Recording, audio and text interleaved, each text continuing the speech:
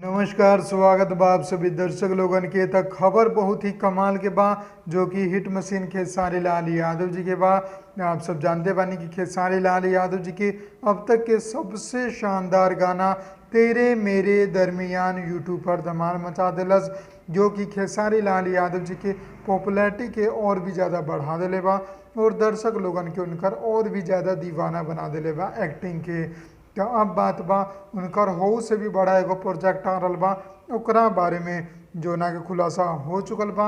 और उ गाना में खेसारी लाल यादव जी के साथ कोलेब्रेशन कैले बड़े कैलाश खेर। जी हाँ, कैलाश खेर जी जो कि बॉलीवुड और साउथ इंडस्ट्री के बहुत ही बड़ा बड़ा गाना दे चुकल बड़े।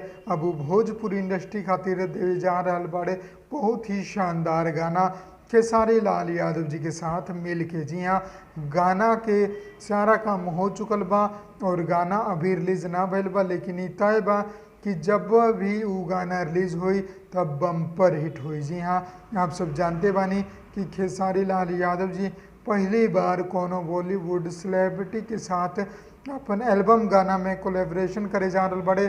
तो कुछ खास तो होबे करी गाना में तबे कोलेब्रेशन हुई। बाकी विवेक सिंह जी भी अपन पोस्ट में एक जानकारी दिले बड़े फोटो शेयर करके, जो कि आप लोग सामने स्क्रीन पर देख सकता नहीं। बाकी गाना के बारे में और जो अपडेट मिलते रही, गाना के रिलीज डेट, गाना के नाम, सारा चीज़ आप लोगों के बताते रहें। बस आप लोग चैनल के सब्सक्राइब करके हमने के साथ जुड़ जाएं और बेल आइकन जरूर दबा दी।